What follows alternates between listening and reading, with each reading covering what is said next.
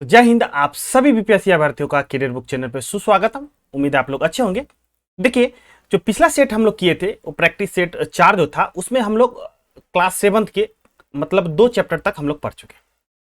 और इस सेशन में हम लोग आज के सेशन में हम लोग जानेंगे जो क्लास 7 के चैप्टर नंबर 3 जो विज्ञान का आपका चैप्टर है, और 4 में देखिए 3 में हम लोग पढ़ेंगे रेशे से वस्तु तक। जो भी पूरा डिटेल हम लोग जानेंगे उससे रिगार्डिंग क्या कहाँ से कहाँ क्वेश्चन बन सकता है उसके बारे में भी हम लोग जानेंगे। और चौथा चैप्टर है आपका उष्मा। उष्मा भी आपको उष्मा में क्या क्या क्वेश्चन बन सकता है उसके बारे में जानेंगे। और देखिए, जैसा कि बीपीएससी आपको बिल्कुल एक तरह से आगाह कर चुका है एक तरह से सिलेबस के बारे में, जो आप एनसीईआरटी या एससीईआरटी को फॉलो कीजिए, ठीक ना। तो बढ़ते हैं इस कली में। तो तीसरा चैप्टर आपका है रेशों से वस्त्र तक। जो आप ये एक तरह से वस्त्र पहन रहे, चाहे वो ठंडी का वस्त्र हो या गर्मी का वस्त्र हो, ये आपको जिससे मिल रहा है उसको बोलेंगे हम लोग जानतव रेशे। जानतव रेशे कहने का मतलब जो रेशा प्राप्त होता है अगर वो जंतु से मिले, ध्यान रखिएगा, अगर जो रेशा प्राप्त हो रहा है अगर वो जंतु से मिले तो उसको बोलेंगे हम लोग जानतव रेशे, ठीक ना। एक क्वेश्चन यहां से बन सकता है, जो जंतु से जो प्राप्त रेशे होते हैं उसे क्या बोला जाता है, उसे जानतव रेशे बोलते हैं। और इस जानतव रेशे में देखिए 2 तरह की चीजें आती है, एक आता है ऊन और दूसरा आता है रेशम। ठीक, इसमें क्या आता है, आपको ऊन आता है, दूसरा रेशम, ठीक ना। देखिए जनरली जो है जो भेड़ है उससे हमको ऊन की प्राप्ति होती है, और ये रेशम जो है रेशम के कीट से प्राप्त होता है, ठीक ना। तो अभी जानतव रेशे समझ गए, तो जो मुझे जंतु से मिलता है, कहने का मतलब जो आपका एक तरह से भेड़ हो गया, याक हो गया, ठीक ना। और दूसरा चीज जो है रेशा जो मिल रहा है हमको वो रेशम के कीट से मिल रहा है, ठीक ना। और आगे समझते हैं आखिर बात को, जो ऊन प्रदान करने वाले जंतु है वो क्या क्या है, ठीक ना। तो सबसे पहले हम लोग यहाँ पे जान जाएंगे ऊन के बारे में जानेंगे, उसके बाद फिर हम लोग रेशम के बारे में जानेंगे, ताकि एक तरह से कंप्लीट आपका ये चैप्टर जो आपका खत्म हो जाए। तो ऊन प्रदान करने वाले जंतु जो है ये आपको याक हो गया, भेड़ तो था ही, देखिए याक हो गया, ये अंगोरी बकरी हो गया, ये बकरी हो गया, क्योंकि ऊंट से भी हमको ऊन की प्राप्ति होती है। और 2 और है जंतु, जो एक लामा है और एक है एल्फेका। ये दोनों जो है दक्षिण अमेरिका में पाया जाता है, वहां से मतलब वहां में दक्षिण अमेरिका में आपको लामा और एल्फेका से आपको ऊन की प्राप्ति होती है, ठीक ना। तो अभी हमने समझा जो ऊन प्रदान करने वाले जो भी जंतु है उसके बारे में जाना, क्योंकि इससे भी क्वेश्चन आपको बना सकता है, ठीक ना। जिस तरह से एक तरह से यूनिक है क्या, लामा और एल्फेका, तो लामा और एल्फेका से भी क्या होता है, ऊन की प्राप्ति होती है, ठीक ना। बढ़ते हैं आगे की ओर। अब देखिए, जब एक तरह से भेड़ है या बकरी है तो क्या डायरेक्ट उसके जो बाल है, बाल से डायरेक्ट क्या ऊन बन जाता है? तो डायरेक्ट उसके बालों से ऊन नहीं मिलता है। तो मतलब एक जो बाल है, बाल से ऊन तक लाने के लिए जो हम लोग यूज करते हैं कपड़े में, तो कुछ ना कुछ संसाधित करना पड़ता है, मतलब वो जो है कुछ ना कुछ प्रोसेस से गुजरता है, और उस प्रोसेस से गुजरने के बाद ही फिर हमको क्या होता है, ऊन का एक तरह से धागा मुझे मिलता है। तो वही कह रहा है, जो रेशों को ऊन में संसाधित करना, ये जो रेशा है, रेशा को ऊन में संसाधित के लिए ये प्रोसेस है आपका। इस प्रोसेस के तहत हम लोग एक तरह से जो बाल है, बाल से हम लोग बदलते हैं ऊन में। देखिए सबसे पहले क्या होती है, ऊन की कटाई होती है, ठीक ना। उसके बाद होता अभिमार्जक, ठीक ना। उसके बाद दूसरा प्रोसेस हो गया, चरण स्टेप 2 हो गया, अभिमार्जक हो गया। उसके बाद हम लोग क्या करते हैं, छटाई करते हैं, ये स्टेप आपका 3 हो गया। उसके बाद बड़ की भी छटाई करते हैं, ये चौथा स्टेप हो गया। उसके बाद क्या करते हैं, रंगाई करते हैं, ये 5वां स्टेप हो गया। उसके बाद रीलिंग करते हैं, रीलिंग करने के बाद धागा के रूप में जो एक तरह से रील वगैरह आप देखे होंगे, जो दर्जी वगैरह भी आपको यूज करता है, जो रील, उसी प्रोसेस को नाम बोलते हैं रीलिंग, ठीक ना, धागे के रूप में एक तरह से लपेटना। ये आपका छठा स्टेप हो गया आपका रीलिंग। तो ये सारे स्टेप जब स्टेप बाय स्टेप करते जाता है प्रोसेस, उसके बाद क्या मिलता भैया, मुझे ऊन का एक तरह से धागा आपको मिलता है, ठीक ना। तो इन सारी प्रोसेस के बारे में एक एक करके डिटेल से जानेंगे, ताकि यहां से भी क्वेश्चन देखिए अगर आपको पूछा जाए तो आप उसे आसानी से बना सकते हैं। तो पहला प्रोसेस क्या है आपका, ऊन की कटाई, ठीक ना। ये पहला प्रोसेस आपका है जो ऊन की कटाई। देखिए भेड़ के बालों को त्वचा की पतली परत के साथ उतार लिया जाता है, ठीक ना। तो भेड़ के बालों को त्वचा की पतली आपको है उसके परत के साथ उतार लिया जाता है, ठीक ना। उसके बाद क्या है, उसी प्रक्रिया को क्या कहा जाता है, ऊन की कटाई कहा जाता है। और ये प्रक्रिया जो प्रोसेस होता है कंप्लीट किया जाता है किसके, वो मशीन के माध्यम से। देखिए यहाँ पे देखिए, अगर पिक्चर के माध्यम से समझिएगा तो देखिए ये भेड़ है और यहाँ पे मशीन के द्वारा इसको क्या उसके बाल को उतारा जाता है। और जनरली ये जो बाल ऊन की कटाई होती है ये गर्मी के समय में होती है। ध्यान रखिएगा, ये जो इसकी कटाई होती है गर्मी के समय में होती है।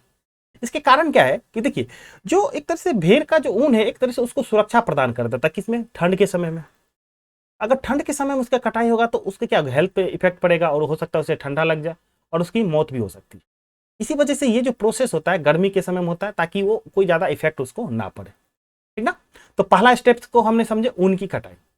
अब बढ़ते हैं आगे में, तो दूसरा चरण क्या कहलाता है, वो दूसरा चरण कहलाता है आपका अभिमार्जक। देखिए अभिमार्जक का क्या मतलब है समझिएगा।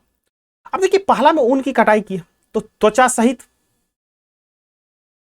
बाल उठाए, त्वचा सहित उसका बाल एक तरह से उतार लिए, तो उसमें क्या रहता है, उसकी चिकनाई रहेगी, क्योंकि स्किन वाला पोर्शन चिकनाई रहेगा, धूल रहेगा, गर्त रहेगा, मतलब इस तरह की चीजें उसमें रहती है। तो उसको क्या किया जाता है, एक टंकी में उसको क्या अभिमार्जक, कहने का मतलब उसका सफाई किया जाता है। अभिमार्जक का सिंपल सा अगर समझ सके तो उसका क्या किया जाता है, सफाई किया जाता है। तो ये जो आपको अभिमार्जक हो रहा है ये एक तरह से मैन मेड, मतलब मनुष्य जो है इंसान अपने हाथों से कर रहा है। और ये जो है अब टेक्नोलॉजी ऐसा आ गया जो मशीन के द्वारा उसका क्या क्या किया जाता है, उसको एक तरह से धुलाई किया जाता है, अभिमार्जक किया जाता है, ठीक ना। तो पहले क्या हो गया आपका, जो एक तरह से कटाई हो गया, उसके बाद क्या हो गया एक तरह से धुलाई, मतलब अभिमार्जक, उसको हम लोग दूसरा प्रोसेस में चरण में करते हैं, ठीक ना। बढ़ते हैं आगे। अब क्या कर रहा है, तीसरा स्टेप में क्या कर रहा है, अभिमार्जक के बाद छटाई की जाती है। अभिमार्जक हो गया भैया, अब छटाई किया जाता है, क्योंकि छटाई इसलिए किया जाता है कि उसमें बहुत तरह के आपको क्या करेंगे, बहुत अच्छे रहेंगे, कुछ खराब रहेंगे, ठीक ना, इस तरह के आपको रेशे वहां पे मिलेंगे। अब देखिए इसमें क्या कहता है छटाई में, तीसरा स्टेप में आपको रोमिल अथवा रोएदार बालों को कारखाने भेज दिया जाता है। कहने का मतलब जो एक तरह से लग गया, जो अब ये बहुत प्योर है, जैसा यूज चाहिए वैसा है, तो उसको क्या किया जाता है, कारखाने भेज दिया जाता है। बाकी क्या जाता है, कुछ गठन वाले, मतलब उसको पृथक किया जाता है। देखिए गांठ वाले, समझिएगा बात को, देखने होंगे जो एक तरह से जो कंबल वगैरह आता था पुराने जमाने में जूट टाइप में, तो वहां पे क्या गांठ बन जाता था, ठीक ना, वो गांठ बन जाता था। तो उस टाइप को क्या किया जाता है, सबसे पहले अलग कर लिया जाता है, इस अभिमार्जक के बाद उसको अलग कर दिया जाता है। अब क्या किया जाता है, जो अगले चरण में बालों को सुखाया जाता है, परंतु इसमें बालों में छोटे छोटे कोमल फूले हुए रेशों को छांट लिया जाता है जो बड़ कहलाते हैं, ठीक ना। अब उसके बाद प्रोसेस क्या होता है, बड़ को समझिएगा, बड़ क्या होता है। आप देखे होंगे स्वेटर वगैरह जब पहने होंगे तो जो रोयादार होगा ना, तो अगर उसको रगड़ने के बाद क्या हो जाता है, एक गिठरी टाइप में बन जाता है, ठीक ना, बहुत रोया क्या हो जाता है, एक जगह मिल जाता है, एक गांठ बन जाता है, ठीक ना, छोटा सा गांठ बन जाता है, उसी को क्या कहते हैं, बड़ कहते हैं, ठीक ना। कहते हैं ना रोया निकल गया, रूसी निकल गया, उसी चीज को बड़ कहते हैं। तो अब उसको भी क्या किया जाता है, एक तरह से उसका एक तरह से पुनः अभिमार्जक किया जाता है, पूरा उसको धुलाई किया जाता है, और उसके बाद क्या जाता है, उसको सुखा लिया जाता है, ठीक ना। अभी तक हमने पहला सबसे पहले ऊन की कटाई की, ऊन की कटाई करने के बाद उसका अभिमार्जक हुआ, अभिमार्जक करने के बाद उसकी छटाई हुई, छटाई में जो अच्छा किस्म का निकला उसको हम लोग कारखाना भेज दिए, फिर उसमें क्या किए, उसका फिर से एक तरह से अभिमार्जक किए, ठीक ना, जो गांठ वाट वाला था उसको तोड़े ताकि हमको उससे भी ऊन पर अच्छा प्राप्त हो सके, ठीक ना। उसके बाद देखिए क्या कर देते हैं, जो जो मुझे रेशा मिला, ठीक ना, तो उसकी कलर क्या होगी, तो कलर जो होगा, जो एक तरह से भेड़ या बकरी का जो एक रोआ का कलर होगा वही होगा। तो देखिए भेड़ या बकरी समानता क्या होगी, या तो काली, भूरी अथवा सफेद होती है। उसका रोया भी क्या होगा, मतलब उसकी जो काली, सफेद या भूरी क्या होता है, उसके रोया किससे ही हम लोग पहचानते हैं, ये काली है, भूरी है, ठीक ना। तो ये क्या होता है, सबसे पहले उसके बाद क्या करते हैं हम लोग, उसकी क्या करते हैं, रंगाई करते हैं, ठीक ना, रंगाई करते, देखते होंगे आप लोग बहुत सारे कलर का, मतलब लाल, पीला, नीला, बहुत सारे कलर का क्या होता है आपको ऊन मिलता है। किसके वजह से होता है, उसके बाद उसको क्या किया जाता है, रेशे को रंगाई किया जाता है, ठीक ना। अब रंगाई करने के बाद अंतिम चरण में क्या करते हैं, उसको बोलते हैं रीलिंग। जो आपको रेशा धागा मिल गया आपको ऊन का, उसके बाद क्या करते हैं, उसको सुलझाया जाता है और उसको एक रील में, जिस तरह से आपको दर्जी में भी देखे होंगे जो एक रील होता है, रील में धागा जो एक तरह से सुलझाया हुआ धागा रहता है, तो वहां पे उसको लास्ट प्रोसेस में उसको क्या कहते हैं, उसको रीलिंग किया जाता है, ताकि उसका यूज हम लोग फर्दर स्वेटर बुनने में या कोई भी अगर उसका काम है किसी तरह का, तो उसके काम में हम लोग चादर वगैरह बनाने में जिस तरह से मतलब यूज है उसका हम लोग यूज करते हैं, ठीक ना। तो ये सारी प्रोसेस जो है आपका, जो एक तरह से रेशे से लेके आपको ऊन तक बनने की टोटल आपका प्रोसेस है, ठीक ना। तो हम एक बार इसको फिर से एक बार थोड़ा 2 मिनट में इसका रिवीजन कर लेते हैं। जो जानतव रेशे के कहने का मतलब जो जंतु से प्राप्त होता है, और वो जंतु का से कौन सा प्राप्त होता है, देखिए आप, ये आपका हो गया ऊन और रेशम होगा, ठीक ना। अब देखिए ऊन जो प्राप्त ये प्रदान करते हैं वो आपका हो गया याक, अंगोरा बकरी ऊंट वगैरह हो गया। अब उसको वो रेशे से जो ऊन को संसाधित करते हैं, तो ये जो डिफरेंट चरण है, जो विभिन्न चरण है, उस चरण से क्या होता है, उसको पास होना पड़ता है, ठीक ना। और उसके बाद फाइनली क्या मिलता है मुझे, जो एक तरह से हम लोग रीलिंग करते हैं, और उसके बाद उसको धागा में एक तरह से बन जाता है, फिर उसका हम लोग जिस तरह से यूज करना चाहते हैं उसका यूज करते हैं, ठीक ना। ये तो बात हो गई भैया ऊन की। अब जानतव रेशे में दूसरा जो कंटेंट आता है वो भैया वो आता है रेशम। देखिए जानतव रेशे का ऊन का पोर्शन तो हम लोग पढ़ लिए, अब दूसरा पोर्शन जो है आपका रेशम है, ठीक ना। ये भी जानतव रेशे की ही पार्ट है, ठीक ना। देखिए रेशम एक तरह से सिल्क भी, ठीक ना, सिल्क वगैरह की साड़ियां आप लोग देखे होंगे, ठीक? तो इसी रेशम से वो बनता है, और ये भी एक तरह का क्या है भैया, ये है जानतव रेशे, ठीक ना, जो जंतु से मिलता है। अब देखिए जो रेशम बनाता है वो रेशम कौन बनाता है भैया, रेशम का कीट बनाता है, ठीक ना। और इसका जो रेशम का जो एक तरह से पालन होता है, रेशम के कीट का जो पालन होता है, उसको बोलता है रेशम कीट पालन या सेरीकल्चर बोला जाता है। यहां से एक क्वेश्चन भी उठ सकता है, जो रेशम कीट को पालने को क्या बोलते हैं, तो रेशम कीट पालन को हम लोग बोलते हैं सेरीकल्चर बोला जाता है, ठीक ना। और ये जो रेशम है, जिस तरह से मादा रेशम कीट उसके अंडे हैं, देखिए जनरली आपको शहतूत की पत्ती पे आपको मिलता है, वहीं पे अपना क्या करती है, एक तरह से अंडा देती है, उस लार्वा को कैटरपिलर बोला जाता है, ठीक ना। और इसका ये जो एक तरह से प्रमुख भोजन क्या है, शहतूत की पत्ती है, ठीक ना। उसके बाद जो अपना जब बड़ा होता है, एक वयस्क होता है, तो एक कोकून का भी रूप धारित करता है, ठीक ना। एक तरह से एक छोटा सा ओवरव्यू है, लेकिन इसके बारे में हम लोग अभी डिटेल से पढ़ेंगे। तो अभी पढ़ा है अपने रेशम, और रेशम का जो एक तरह से कीट है, रेशम के कीट से ही हम लोग को क्या मिलता है भैया, रेशम का धागा मिलता है, ठीक ना। बढ़ते हैं आगे की ओर।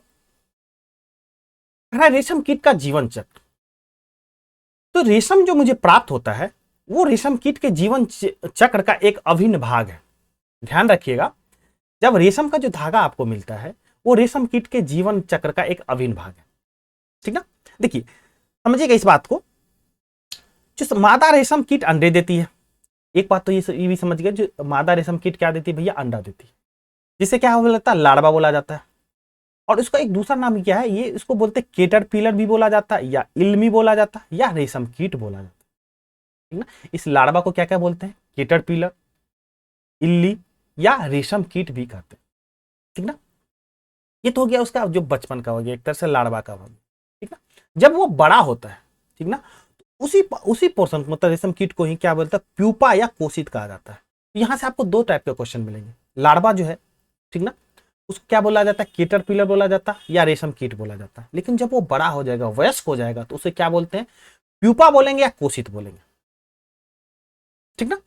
अब चलिए इसके जीवन चक्र को समझिए। जब जीवन चक्र को समझ जाइएगा तो एक तरह से रेशम मुझे मिलता कैसे है वो आपको समझ जाइएगा।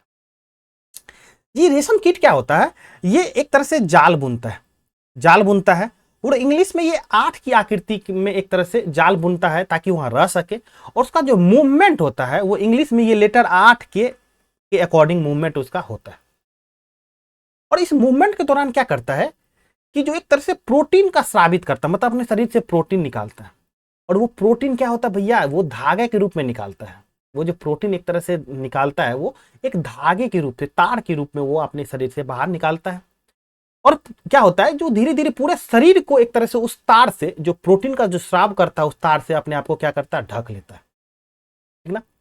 कैटरपिलर क्या करता है भैया, वो बनाता है एक तरह से अपना जाल बनाया, ठीक ना, वो ताकि वहां पे वो घूम सके। और उसकी घूमने की जो एक तरह से जो पैटर्न है वो क्या करता है, इंग्लिश के 8 को फॉलो करता है। इंग्लिश के लेटर 8 को क्या करता है, 8 को वो फॉलो करता है। और वो घूमने के दौरान क्या करता है, अपने शरीर से प्रोटीन का स्रावित करता है। एक तरह से ये भी क्वेश्चन पूछा जाता है, जो रेशम जो क्या है वो एक तरह से प्रोटीन है, ठीक ना, एक प्रोटीन है, ठीक ना, रेशम का जो धागा, यहाँ पे भी आपको एक क्वेश्चन मिल सकता है। तो जब वो घूमने के दौरान क्या करता है, अपने आप को, पूरे शरीर को क्या करता है, एक तरह से ढक लेता है। किससे भैया, वही प्रोटीन का जो तार नुमा स्रावित करता है उससे क्या कर लेता है, ढक लेता है, ठीक ना। और ढकने के बाद जो एक तरह से एक ढांचा जो तैयार होता है, उस ढांचा को बोलते हैं भैया कोकून बोलते हैं। उस ढांचा को क्या बोलते हैं भैया, कोकून। देखिए यहाँ पे क्या है, कोकून एक तरह से ये ढांचा तैयार कर लिया, ठीक ना। ये रेशम कीट हो गया। अब जब उसको कोकून को एक तरह से काटिएगा ना, एक तरह से काटने का व्यू देखिएगा, तो ये क्या है, कोकून में विकसित कीट है। तो ये कोकून में जो अब जो अंदर ये जो विकसित हो गया, इसको क्या होता है, विकसित हो जाने के बाद हम आपको क्या बोले थे, उसको कीट को क्या बोलेंगे, प्यूपा या कोशित बोलेंगे।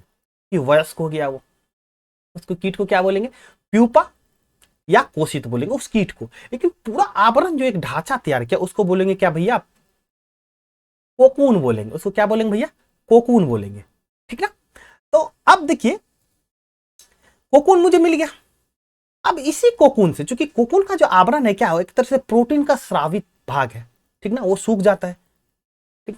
तो अब जो मुझे रेशम का जो संसाधन होगा, अब देखिए रेशम का संसाधन किस रूप से होगा, कोकून तो मिल गया, लेकिन बनेगा जो रेशम का धागा वो कोकून से बनेगा। जिस तरह से हम लोग जो एक तरह से भेड़ बकरी का जो एक तरह से बाल था, तो बाल को संसाधित करने के बाद क्या बनाए थे हम लोग, ऊन। ठीक उसी तरह से यहाँ पे भी हम लोग को रेशम का संसाधन करना पड़ता है। भैया रेशम के कीट जो एक कोकून है उससे हम लोग बनाते हैं रेशम का धागा। ठीक, आइए देखिए किस प्रकार बनाते हैं। तो रेशम फाइबर प्राप्त करने के लिए कोकूनों की बड़ी ढेरी का उपयोग किया जाता है। ठीक ना, बहुत सारा कोकून इकट्ठा कर लिया जाता है।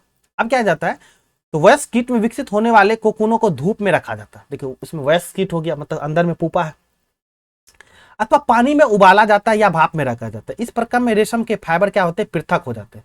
मतलब जो रेशम का फाइबर ऊपर वाला पोर्शन है वो क्या हो जाता है, अलग हो जाता है। अब क्या कहा जाता है कि रेशम के उपयोग में के लिए कोकून में रेशे निकालने के पश्चात उनमें धागा बनाने की प्रक्रिया कहलाती है रीलिंग कराती है। अब जो एक तरह से अलग हो गया उसको अब क्या किया जाता है, रीलिंग किया जाता है। धागा बन जाने के बाद उसको एक तरह से रीलिंग किया जाता है।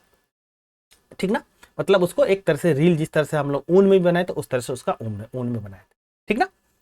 तो अभी देखिए हम लोग रेशम के बारे में भी हम लोग जान लिए, ऊन के बारे में भी हम जो लोग जान लिए। ठीक ना, तो रेशम के कीट से हम लोग रेशम किस तरह से बनाते हैं। अब देखिए कुछ क्वेश्चन है जो आपके एनसीईआरटी का ही क्वेश्चन, थोड़ी देर भी पहले बोले थे जो आपको इस टाइप के क्वेश्चन पूछ सकते हैं। देखिए वो क्वेश्चन पूछा हुआ, ये क्या कह रहा है, निम्नलिखित में से किससे ऊन प्राप्त नहीं हो सकते। आपको ऑप्शन दिया है, इसमें से कह रहा है किससे ऊन प्राप्त नहीं किया जा सकता। तो आपको देखिए कंटेंट्स इस तरह से तैयार किए हैं ताकि जो भी क्वेश्चन आपको एनसीईआरटी में है या क्वेश्चन जो पूछ सकता है, जो संभावित है, उस टाइप का कंटेंट आपको तैयार किया। ठीक ना, ताकि आपको आपके लिए बहुत ज्यादा हेल्पफुल हो। अब देखिए याक पढ़े थे भैया, याक से क्या करता है, ऊन प्राप्त होता है, ऊंट से भी होता है, बकरी से भी, लेकिन घने बालों वाले कुत्ता से आपको ऊन क्या है, प्राप्त नहीं होता। इस तरह से ऑप्शन आपका सीधा सीधा हो जाएगा, जो घने बालों वाला कुत्ता। ठीक ना, बढ़ते हैं आगे की ओर। अब देखिए यहाँ पे ये क्वेश्चन डालने का मकसद ये है कि जो आपने अभी तक क्या सीखा, क्या पढ़ा, उसके बारे में। देखिए इस टाइप का question column A column B का क्वेश्चन इस टाइप में पूछ सके या नहीं पूछे हम नहीं जानते, लेकिन समझिएगा बात को इसके पीछे। लेकिन जो इसका कंटेंट से, आखिर कंटेंट कहना क्या चाह सकता है, उससे क्वेश्चन जरूर पूछेगा। ठीक ना, जिस तरह से अभिमार्जक है, अभिमार्जक क्या है, नीचे 4 ऑप्शन दे देगा, मतलब 5 ऑप्शन दे देगा, अभिमार्जक के बारे में आपसे पूछ दीजिए। ठीक ना, शहतूत की पत्ती किसका भोजन है, इसके बारे में वो क्वेश्चन पूछ देगा, आपको बताना पड़ेगा। कोकून क्या है, इसके बारे में वो क्वेश्चन ऑप्शन बना सकता है। ठीक ना, इसी वजह से ये क्वेश्चन एनसीईआरटी का आपको लिए दी है, ताकि इस तरह आप अपना जो कॉन्सेप्ट है, कॉन्सेप्ट को बिल्डअप कर सके, कॉन्सेप्ट को आप समझ सके। ठीक ना, अब देखिए यहाँ पे कॉलम ए और कॉलम बी में आपको मिलान करना। अब कह रहा अभिमार्जक, तो अभिमार्जक क्या कहलाता है, तो देखिए अभिमार्जक का क्या मतलब समझे थे, मतलब एक तरह से धुलाई, समझे थे। तो देखिए अभिमार्जक, देखिए काटी गई ऊन की एक तरह से सफाई। ठीक ना, तो इस तरह से आपका क्या हो गया, ये जो अभिमार्जक का मतलब समझ गए, कॉन्सेप्ट आपका रिवीजन हो गया। अब कह रहा शहतूत की पत्ती, तो शहतूत की पत्ती क्या है भैया, देख लीजिए, तो रेशम कीट का भोजन, आपको बताए थे, फिगर के माध्यम से बताए थे, जो रेशम की कीट का जो भोजन है क्या है भैया, वो है शहतूत की पत्ती। अब देखिए याक, याक क्या कहलाता भैया, याक है ऊन देने वाला जंतु। इस तरह से ऑप्शन आपका क्या हो जाएगा, 2। थोड़ी देर पहले भी आपको फिगर के माध्यम से भी समझाए थे। अब देखिए कोकून का रहा है, तो कोकून से क्या मिलता है भैया, तो रेशम फाइबर उत्पन्न करता है। थोड़ी देर अभी पहले पढ़े हैं, तो कोकून से हमें क्या मिलता है, तो रेशम फाइबर उत्पन्न करता है। तो इस तरह से जो एक तरह से 4 जो है, एक तरह से कॉन्सेप्ट को हमने क्या किया, समझा भी, और एक तरह से मेरा रिवीजन हो गया। इससे क्वेश्चन फ्रेम कर सकता है, आसानी से बीपीएससी क्वेश्चन फ्रेम कर सकता है। ठीक ना, बढ़ते हैं आगे की ओर।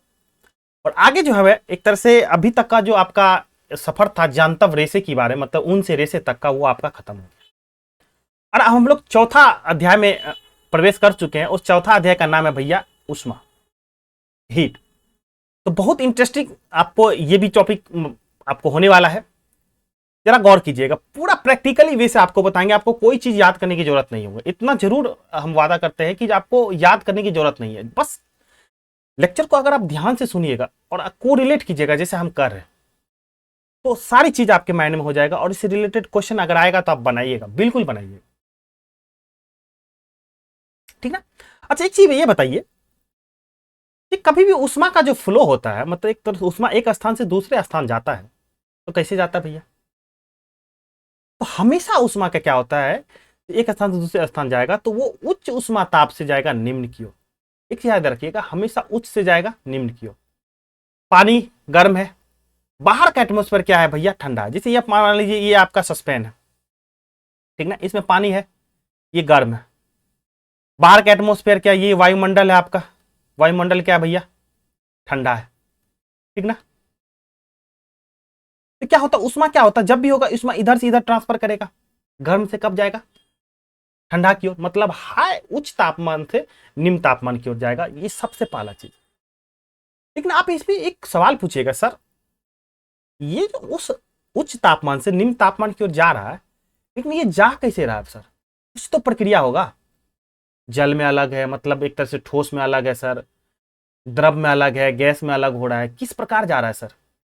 तो ध्यान रखिएगा, ये जो आपको उष्मा का स्थानांतरण होता है, ये 3 प्रक्रमों द्वारा होता है। मेनली जो ये प्रक्रम होता है, 3 प्रक्रम क्या होता है भैया? चालन, जिसको कंडेंसन बोला जाता है, संवहन, जिसको कन्वेक्शन भी बोला जाता है, और विकिरण, कहने का मतलब रेडिएशन बोला जाता है। तो जो भी एक तरह से उष्मा का स्थानांतरण होता है, मतलब एक जगह से दूसरे जगह जाता है, तो यही 3 विधि से जाएगा भैया। कौन कौन? चालन, संवहन और विकिरण, ठीक ना। इस चीज दिमाग में रख लीजिएगा, वो 3 कौन का सा प्रोसेस है, चालन, संवहन और विकिरण।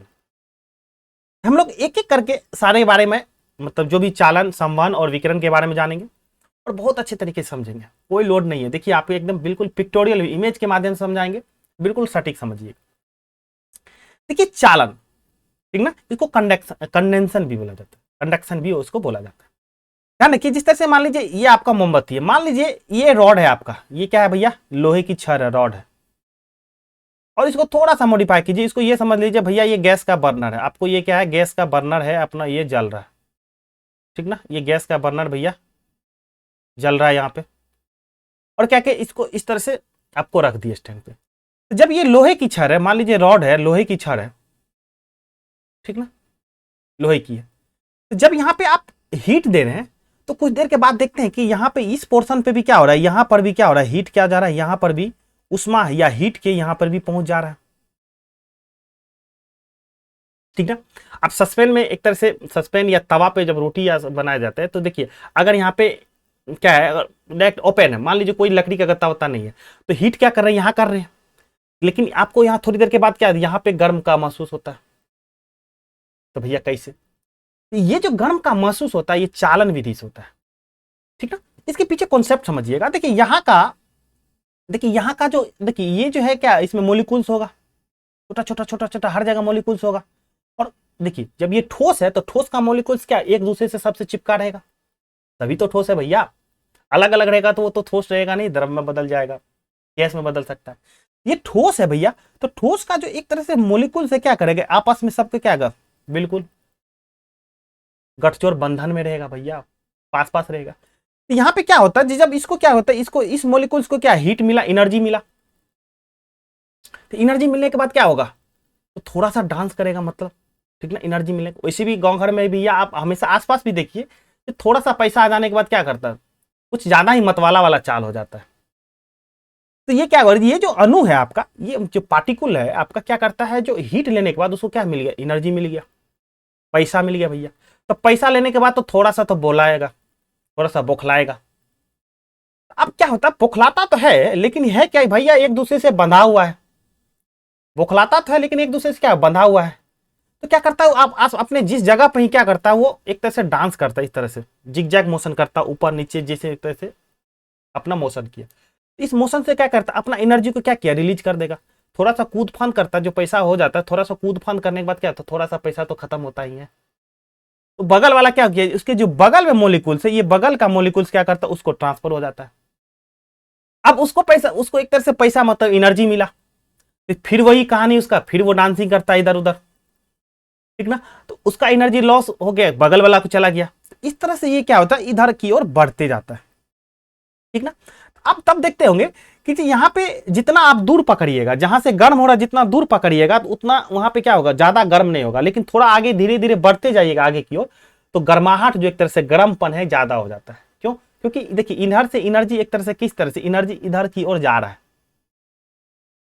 ठीक ना। तो जहां पे आपको एक तरह से लैंप जल रहा है, यहाँ पे गैस जल रहा है, वहां से एनर्जी किधर की ओर जा रहा है, जिधर नहीं जल रहा उधर से एक छोर से दूसरे छोर जा रहा है। तो इस विधि को चालन बोलते हैं। इस विधि को क्या बोलता है, चालन। मतलब एक तरह से चल के जा रहा है, सीधा समझिए, एक तरह से चल के जा रहा है भैया, ठीक है। इसको क्या बोलेंगे हम लोग, चालन बोलेंगे। और चालन के लिए देखिए क्या है, माध्यम, मीडियम की आवश्यकता होती है। चालन के लिए क्या जरूरत है भैया, माध्यम। कहने का मतलब कुछ ना कुछ मीडियम चाहिए उसको चलने के लिए, ठीक ना। तो चालन समझ गए, ओके। अब बात करते हैं हम लोग संवहन की, ठीक ना। बिल्कुल एकदम समझेंगे आसानी से, कोई दिक्कत नहीं है। देखिए संवहन की बात कर रहा है, ठीक है। अब देखिए यहाँ पे क्या है, बीकर है, बीकर में भैया क्या है, जल है। बीकर में जल मतलब वाटर, पानी है। यहां पे क्या किए, लुक्का लगा दिए भैया, नीचे बर्नल जल रहा है। तो देखिएगा क्या होता है कि जो नीचे का जो मोलिकुल्स है, ये नीचे का मोलिकुल्स है, ये सब नीचे का मोलिकुल्स है यहां पे। तो ये एनर्जी लिया, एनर्जी लेने के बाद क्या होगा, सिंपल देखिए, ये तो जल में क्या होता है, एक तरह से जो द्रव है, द्रव में क्या होता है, जो मोलिकुल्स एक दूसरे से उतना स्ट्रांगली बॉन्डेड तो नहीं होता है। मतलब ये मूव हो जाता है, फ्री है मूव करने के लिए, उतना भी फ्री नहीं लेकिन फिर भी फ्री है। सॉलिड के रिस्पेक्ट से अगर ठोस के तुलना करें तो इसमें है। तो एनर्जी लेने के बाद क्या करता है, ये थोड़ा टहलने के लिए निकल जाता आगे, पैसा मिला, चल दिया घूमने भैया। ये क्या किया, यहां घूमने चल गया, ये भी घूमने निकल गया, ओके। तो अब यहां पर जो हो गया खाली, खाली पर यहां पर जो ठंडा वाला पोर्शन, ठंडा वाला भाग था, ये नीचे आ जाएगा। यहां पर जो ठंडा, यहां पे खाली जगह नीचे आ जाएगा।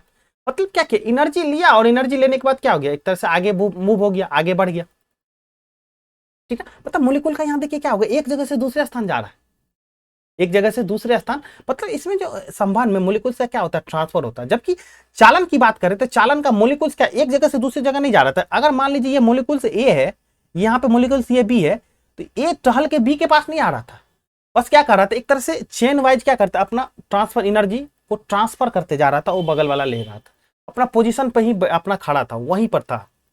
लेकिन यहाँ पे क्या करता, संवहन में जो मोलिकुल्स है, मोलिकुल्स क्या है, वो मोलिकुल्स का क्या मूवमेंट होता है, ट्रांसफर होता है, एक जगह से दूसरी जगह स्थानांतरण होगी। इस विधि को हम लोग बोलेंगे संवहन। और संवहन के लिए भी क्या चाहिए आपको, मीडियम चाहिए। इसको लिए, इसके लिए भी क्या चाहिए भैया, माध्यम चाहिए, ठीक ना। इसके लिए आपको माध्यम चाहिए। अक्सर देखते होंगे जब ठंड वगैरह में क्या होता है कि जो आप अलाव अलाव जलाते हैं, मतलब गोईठा वगैरह लकड़ी वगैरह जलाते हैं, और बगल में आप क्या करते हैं, इस तरह से ताप रहे, ठीक है। तो क्या होता है, जो आपको एयर भी क्या है, एक एयर, एयर भी आपका क्या है, एक गैस है। तो वहां पर भी मूवमेंट क्या होता है, जो जो एक तरह से अगर उधर से झोंका लग रहा है उधर, तो उसकी गर्म हवा क्या होती है, आपकी तरफ आती है, ठीक ना। और वहां पे क्या होता है, एक ठंडा हवा वहां पे चली जाती है, जो बगल के ठंडी हवा चली जाती है। तो वहां पर भी संवहन कंडीशन होता है, संवहन फॉलो किया जाता है, ठीक ना। तो बढ़ते हैं आगे की ओर। आगे है आपका विकिरण। और विकिरण का बेस्ट एग्जांपल, आपका सबसे बेस्ट एग्जांपल देखिए, जो आपका सन है। देखिए ये सन है आपका, ये सूर्य भगवान है भैया, ठीक ना। इस तरह से आपका सूर्य है, ठीक ना, गोल बनता है बट नहीं बन पाया। और यहां पे आप क्या है, खड़े हैं, ठीक ना। तो सूर्य से जो आपके पास रोशनी, मतलब एक तरह से एनर्जी आ रही है, एनर्जी किसके थ्रू आ रही है, वो विकिरण के थ्रू आ रही है। और हम सभी जानते हैं कि एक लिमिट के बाद जो यहाँ पे जो है माध्यम क्या, एक विरल है एकदम, बिल्कुल कुछ नहीं। तो विकिरण जो होता है उसके लिए माध्यम की जरूरत नहीं होती है। ध्यान रखिएगा, विकिरण के लिए माध्यम की जरूरत हमको नहीं होती है। माध्यम की सिर्फ जरूरत होगा ठोस के लिए, ठीक है। माध्यम मतलब एक तरह से चालन में होगा, एक तरह से संवहन में होगा, लेकिन विकिरण में माध्यम की जरूरत आपको नहीं होती है। तो सूर्य से जो हमको रोशनी, एक तरह से एनर्जी मिलता है, वो किसके थ्रू मिलता है, वो विकिरण के थ्रू मिलता है। सूर्य से जो हमको एक तरह से एनर्जी मिलता है, वो किससे मिलता है भैया, विकिरण के थ्रू मिलता है, ठीक ना। तो अभी हमने क्या चीज जाना, उष्मा का जो स्थानांतरण होता है वो तीन विधि होता है भैया, चालन, संवहन और विकिरण, ठीक ना। बढ़ते हैं आगे की ओर। और आगे आपका देखिए स्क्रीन पे एक बहुत अच्छा कॉन्सेप्ट आपका है, समुद्री समीर और थल समीर, ठीक ना। थोड़ा देर कंसेंट्रेट कीजिएगा तो ये कॉन्सेप्ट लाइफ में कभी नहीं भूलिएगा, ठीक है। एक चीज देखिएगा, जो आपका थल, थल मतलब जमीन, और ये होता है जल, जल मतलब एक तरह से आपका हो गया नदी वगैरह, ठीक ना। क्या होता है थल में, गर्मी के समय में क्या होगा, जल्दी गर्म हो जाएगा, और जल क्या होगा, ये देर से गर्म होगा और देर से ठंडा होगा। बस इतना ही चीज समझिएगा आपको। जो थल है, जमीनी भाग क्या है, वो जल्दी गर्म होता है और जल्दी ठंडा होता है, लेकिन जल का मतलब एक जलीय भाग जो होता है वो क्या होता है, देर से गर्म होगा और देर से ठंडा होगा, ठीक ना। इतना समझ गए, कहानी बिल्कुल समझ, एकदम आसान है। अब देखिए ये समझ लीजिए, ये आपका एनआईटी घाट है, ये आपका एनआईटी का ये घाट है, ठीक ना। और ये आपका भैया है गंगा नदी, ये हो गया गंगा नदी। और ये समझ लीजिए ये एनआईटी है अपना, ठीक ना, एनआईटी कॉलेज, ठीक ना। अब देखिए क्या होगा, गर्मी दिन के समय में क्या होगा आपका, तो हम आपको क्या बताए थे, जो थल जो है क्या है, थल का पोर्शन जो है जल्दी क्या हो जाता है, गर्म हो जाता है। तो जब गर्म जल्दी हो जाएगा तो इसका यहाँ का जो एयर है, यहाँ का जो एयर है आपका, एयर मतलब हवा जो है क्या ऊपर गर्म होकर ऊपर उठेगा। तो जबकि जल क्या है भैया, ये जल देर से क्या होगा, गर्म होगा, करने का मतलब अभी भी ये ठंडा है। यहाँ जो एक तरह से हवा, जो एक तरह से एनआईटी के ऊपर का एक हवा जो है गर्म होकर क्या होगा, उठ जाएगा, ऊपर जाएगा। तो उसको भरने के लिए क्या होगा, गंगा नदी से हवा आएगा। देखिए गंगा नदी से एक तरह से देखिए यहाँ पे हवा जा रहा है, भरने के लिए हवा जा रहा है, ठीक ना। वो उसको क्या करेगा, भरेगा, क्योंकि खाली तो रहेगा नहीं भैया, उसको भरेगा। तो इस तरह से देखिए, जो एक तरह से हवा जो है आपका गंगा से एक तरह से एनआईटी की ओर जा रही है, तो गंगा को समझ लीजिए समुद्र, तो समुद्र के समीर हो गया, क्योंकि ये हवा जो है, समीर जो है आपको समुद्र की तरफ से कहाँ जा रही है भैया, तो एनआईटी पटना गंगा किनारे आपको वहां जा रही है। इस तरह से क्या हो गया, आपको समुद्री समीर हो गया, ठीक ना। फिर से इस चीज बताते हैं कि थल जो है क्या आएगा, जल्दी गर्म होगा, तो जल्दी जैसे ही गर्म होगा तो क्या होगा, वहां का जो हवा है, हवा क्या होगा, हल्का होकर उठ जाएगा। तो उस पोर्शन को भरने के लिए ठंडी हवा, तो जल जो है, जल तो लेट से गर्म होगा, ठीक ना, उस समय तुरंत एक ही साथ तो दोनों गर्म नहीं होगा। तो ये क्या होगा, यहाँ का जो हवा उठ के कहाँ जाएगा भैया, एनआईटी मतलब जो थल पे है वहां जाएगा, उसको भर देगा। तो इस तरह से क्या होगा, तो हवा जो समुद्र का हवा कहाँ से उठ के जा रही है, कहाँ पे, तो यहाँ से एक तरह से समुद्र से कहाँ की ओर जा रही है, थल की ओर जा रही है। इसी वजह से उसको बोलेंगे समुद्री समीर। बात खत्म। ये तो होगी भाई दिन की बात होगी। अब देखिए रात की भी कहानी सुन लीजिए आप। अब देखिए थल समीर, तो इतना तो पता चल गया भैया, थल समीर मतलब हवा चलेगा कहां से, थल से। थल समीर हवा चलेगा कहां से भैया, थल से। तो अब देखिए रात में क्या होता है, जो जल, देखिए ये क्या हो रहा है, लेट से गर्म हो रहा है, तो लेट से ठंडा होगा। कहने का मतलब यहां का हवा जो एक तरह से गर्म है ही, लेकिन जो एनआईटी एक तरह से जो थल है उसकी हवा क्या होगा, जल्दी ठंडा हो जाएगा, तो जल्दी ठंडा हो जाएगा। लेकिन यहाँ पे क्या हो गया, गर्म हवा यहाँ के क्या हो गया, अब यहाँ का जो समुद्र का गर्म हवा क्या होगा, उठेगा ऊपर, तो उसको भरने के लिए कहां से, एनआईटी की ओर से हवा चलेगा। एनआईटी कहां है भैया, थल में है ना, इस तरह से उसको बोलेंगे थल समीर, ठीक ना।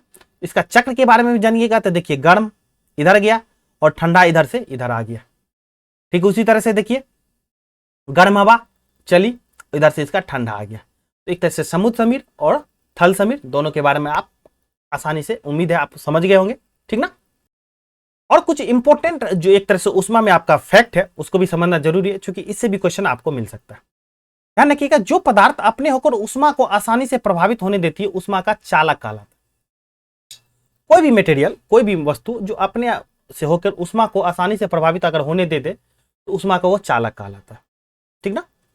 अब एक चीज और है जो खासकर आप देखते होंगे, जो गर्मी के समय में आप क्या पहनना पसंद करते हैं, हल्का रंग या गाढ़ा रंग। देखिए गर्मी के समय में आप क्या करते हैं, देखिए गहरे रंग की वस्तु को आप नहीं पहनना पसंद करते हैं, गर्मी में आपको क्या करते हैं, हल्के रंग का वस्त्र पहनना चाहते हैं, जबकि ठंडी में वही गाढ़ा रंग का वस्त्र पहनना चाहते हैं। देखिए इसके पीछे भी रीजन क्या है, समझिएगा इस बात को, कि गहरे रंग की वस्तु हल्के रंग की वस्तु की अपेक्षा ऊष्मीय विकिरणों को अच्छी तरह अवशोषण करती है, ठीक ना। गहरे रंग की वस्तु जो है हल्के रंग की वस्तु की अपेक्षा ऊष्मीय विकिरण को अच्छी तरह अवशोषण करती है। ऊष्मा का अवशोषण कौन कर रहा है भैया? गहरे रंग की। और ठंड में क्या चाहिए हमको? ऊष्मा चाहिए। इसी वजह से ठंड में हमको क्या चाहिए? ऊष्मा चाहिए। तो इसी वजह से हम लोग जो ठंड में है जो गहरे रंग की वस्तु का मतलब गहरे रंग का कलर का हम लोग यूज करते हैं। लेकिन गर्मी में क्या कहलाता है? गर्मी में हमको क्या चाहिए? ऊष्मा का विकिरण ज्यादा नहीं चाहिए, हमको तो ऊष्मा का रिलीज ही करना है ना। इसी वजह से हम लोग हल्के रंग का पहनना पसंद करते हैं, ठीक ना। अगर गर्मी में आप गहरे रंग का पहनेगा तो आपको बहुत ज्यादा एक तरह से आराम नहीं मिलेगा, बहुत ज्यादा पसीना होगा। इस वजह से देखिए हल्के रंग का कहने का मतलब आप देखिए व्हाइट कलर, व्हाइट जो है कपड़ा आप ज्यादा मतलब पहनना पसंद करते हैं। इसके पीछे लॉजिक यही है, वो हल्का होता है और वो क्या होता है ऊष्मा का अवशोषण नहीं करता ज्यादा, वो एक, ठीक ना। जबकि जो गहरा रंग है जो कि आपने ठंडी में पहना है वो क्या कहलाता है? ऊष्मा का अवशोषण करता है और जरूरत भी है, ठीक ना। ये तो बात होगी। आप अब एक कॉन्सेप्ट और आपका है जो सर्दियों में ऊन हमें गर्म रखता है, ठीक ना, बात तो सही है। इसका कारण क्या है? ये ऊन जो है ऊष्मा रोधी है, ऊन जो है ऊष्मा का रोधी है, ठीक ना। और तथा इसके रेशों के बीच क्या होता है? वायु फंसी होती है, ट्रैप फंसी होती है। इसी वजह से ऊष्मा मतलब एक तरह से, जिस तरह से जब कभी आप एक तरह से ऊनी कपड़ा भी पहनते हैं ना, तो लेकिन ऊनी कपड़ा में भी पहनते हैं तो देखिए अंदर में छोटा छोटा एक तरह से जब दो धागे के बीच में थोड़ा सा गैप रहता है, ठीक ना। लेकिन वो कहता है अरे भाई फिर भी बहुत गर्मी दे रहा है, क्यों? उसके पीछे रीजन क्या है कि जो वहां पे क्या वायु फंसी रहती है, वहां फंसा रहता है, जिसकी वजह से वो क्या कहते हैं एक लेयर बना लेता है जो ऊष्मा अंदर है, ठीक ना। ऊष्मा जो अंदर है उसको क्या कहते हैं बाहर एटमॉस्फेयर में जाने नहीं देता है। इसी वजह से क्या होता है वो जो हमारे शरीर को गर्म रखता है, ठीक ना। तो ये सारा कुछ इंपॉर्टेंट फैक्ट था जो इससे रिगार्डिंग जो है, तो वो भी हम आपको बता दिए ताकि इससे रिलेटेड भी कुछ क्वेश्चन आए तो आप उसे आसानी से बना सके, ठीक ना। बढ़ते आगे की ओर। और फिर आगे की ओर जो है आपका जो क्लास 7 का जो साइंस का जो आपका बुक है उसका ही क्वेश्चन है, डायरेक्ट क्वेश्चन है। फिर कॉलम ए कॉलम की के माध्यम से दिया गया है, लेकिन पीछे रीजन यही है कि जो हम लोग को कॉन्सेप्ट समझना है, क्वेश्चन कहीं से भी आ सकता है, ठीक ना। अब देखिए थल समीर जो बहने का समय क्या होता है? जो थल समीर बहने का समय क्या होगा? तो थल के समीर बहने का समय क्या होगा? रात को होगा, ठीक ना। देखिए ऑप्शन भी देखिएगा इस तरह से, देखिए ये देखिए रात, थल समीर किस में है? रात को भैया, है ना। देखिए ये दिन है और ये रात है, ओके। अब बात कर लेते हैं जो समुद्री समीर बहने का, समुद्री समीर बहने का समय जो आपका है ये हो जाएगा दिन हो जाएगा। ये नंबर 3 ऑप्शन हो गया, ये 4 ऑप्शन हो गया। अब बात कर रहा है जो गहरे रंग के कपड़ा पसंद करने का समय, गहरे डार्क कब पसंद करते हैं भैया? तो सर्दी में। इस तरह से ऑप्शन आपका ये हो जाएगा 2। और हल्के रंग, तो हल्के रंग पसंद करते हैं भैया आप गर्मी में। इस तरह से ऑप्शन आपका ए हो जाएगा। तो देखिए जो अभी पढ़ा है उससे रिलेटेड क्वेश्चन है और क्वेश्चन आपको पूछ सकता है, ठीक ना। तो बढ़ते हैं आगे की ओर। अगला क्वेश्चन है कह रहा है तो 30 डिग्री सेंटीग्रेड के 1 लीटर जल को, 30 डिग्री के 1 लीटर जल को कह रहा 50 डिग्री सेंटीग्रेड के 1 लीटर जल के साथ मिलाया गया। तो अब कह रहा मिश्रण का ताप क्या होगा, ठीक ना। अब देखिए दो है, एक बीकर में यहाँ पे 30 डिग्री पे है और दूसरा क्या है 50 डिग्री पे। इन दोनों को क्या किया? मिक्स कर दिया, ठीक ना। इन दोनों को मिक्स कर दिया। तो अब कह रहा टेम्परेचर क्या होगा? क्या 80 डिग्री हो जाएगा? नहीं, बिल्कुल नहीं होगा। 50 से अधिक होगा लेकिन 80 से कम होगा, ये भी नहीं होगा। 20 डिग्री होगा, ये भी नहीं होगा। तो वो होगा कब? देखिए मिनिमम 30 है, मैक्सिमम 50 है, तो मिनिमम 30 और मैक्सिमम 50 ये दोनों के बीच में ही होगा ना, बिल्कुल इसके बीच में होगा। इस तरह से ऑप्शन आपका हो जाएगा, सीधा सीधा ऑप्शन हो जाएगा 30 डिग्री और 50 के बीच हो जाएगा, है ना। बढ़ते आगे की ओर। देखिए क्या करा अगला क्वेश्चन, बहुत अच्छा क्वेश्चन है, समझिएगा इस बात को। करा 40 डिग्री ताप की लोहे के किसी गोली को, ठीक ना, कटोरे में भरे 40 डिग्री ताप के जल में डुबाया गया। मतलब जो एक तरह से लोहे का गोली है उसका भी ताप क्या भैया? 40 डिग्री है। और जो कटोरा में जल है उसका भी ताप क्या? 40 डिग्री। मतलब दोनों क्या है? सेम अमाउंट पे है। ये भी 40 पे है, ये भी 40 पे है। आप दोनों को मिला दीजिए तो क्या होगा? ऑप्शन देखिए क्या होगा। तो देखिए ऑप्शन इसका सीधा हो जाएगा, ना तो लोहे की गोली से जल की ओर और ना ही जल से लोहे की गोली की ओर उष्मा का स्थानांतरण होगा। ऑप्शन आपका सीधा सीधा ऑप्शन 2 हो जाएगा। क्यों? क्योंकि देखिए उष्मा का स्थानांतरण कब होता है? जब हाई से लो की ओर जाएगा, हमेशा हाई से लो की ओर। जब दोनों बराबर ही है तो ट्रांसफर होगा ही नहीं ना। ट्रांसफर होने के लिए क्या चाहिए? एक हाई चाहिए, एक लो चाहिए, ठीक, एक उच्च चाहिए, एक निम्न चाहिए। लेकिन यहाँ पे दोनों क्या है? बराबर है। इस तरह से दोनों मतलब ना तो इधर से इधर जाएगा ना इधर से उधर जाएगा, ओके। चलते हैं आगे की ओर। और आगे भी क्वेश्चन देखिए बहुत कॉन्सेप्चुअल क्वेश्चन है, बीपीएससी पूछ सकता है इस तरह से क्वेश्चन। और ये क्वेश्चन भी आपका क्लास 7th की ही एनसीईआरटी बुक का है। कह रहा है लकड़ी के एक चम्मच को आइसक्रीम के प्याले में डुबाया तथा दूसरा सिरा आपको इस तरह से, ठीक है। आइसक्रीम आप तो देखे होंगे, जो आइसक्रीम में क्या होता है, एक लकड़ी का जो एक सिरा है आपको क्या होता है, डिप रहता है आइसक्रीम के अंदर, और दूसरा सिरा क्या रहता है, बाहर रहता है। अब कह रहा है जो दूसरा सिरा के पास जो एक तरह से आइसक्रीम ठंडा है, तो ये दूसरा सिरा के पास यहाँ पे पहुंचेगा ठंडा या नहीं पहुंचे, ये बताइए, ठीक ना।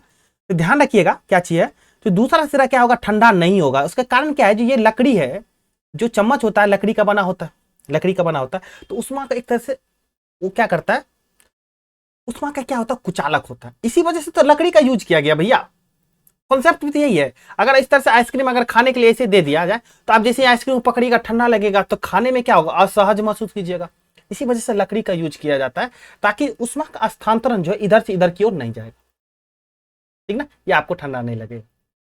इस तरह से ऑप्शन क्या हो जाएगा भैया, तो ऑप्शन आपका होगा ठंडा नहीं होगा, वो पोर्शन आपका क्या ठंडा नहीं होगा, क्योंकि इधर पोर्शन क्या है भैया, इसका इधर आइसक्रीम है तो इधर पोर्शन ठंडा है, इधर पोर्शन आपको ठंडा नहीं लगता। उसके पीछे रीजन यही है कि जो आपको उष्मा का स्थानांतरण वहां से वहां तक नहीं होता है, ठीक है। बढ़ते हैं आगे की ओर। बहुत अच्छा क्वेश्चन आगे भी है। करा स्टेनलेस इस्पात की कढ़ाई में, स्टेनलेस इस्पात की कढ़ाई में पड़ाया कॉपर या तांबे की तली लगाई जाती है। बहुत अच्छी बात है। इसका कारण क्या हो सकता है, इसका कारण देखिए क्या है, जो स्टेनलेस इस्पात की अपेक्षा तांबा जो उष्मा का अच्छा चालक होता है, ठीक ना। उष्मा का अच्छा चालक होता है, मतलब उष्मा का जो ट्रांसफर अच्छे से कर देता है, और अच्छा इसलिए किया जाता है, जरूरत भी है क्योंकि मुझे भोजन पकाना होता है, और भोजन पकाने के लिए किसकी जरूरत है भैया, उष्मा की जरूरत होती है। तो उम्मीद है आपको ये सेशन आपको पसंद आया होगा, ठीक ना। तो अब नेक्स्ट सेशन में हम लोग जो पढ़ेंगे, जो आगे का जो चैप्टर है आपका, जो एसिड बेस एंड साल्ट है, ठीक ना, उसको समझेंगे। तो आज के सेशन में इतना ही, फिर मिलेंगे हम लोग एक नए कॉन्सेप्ट के साथ। तब तक के लिए धन्यवाद, जय हिंद।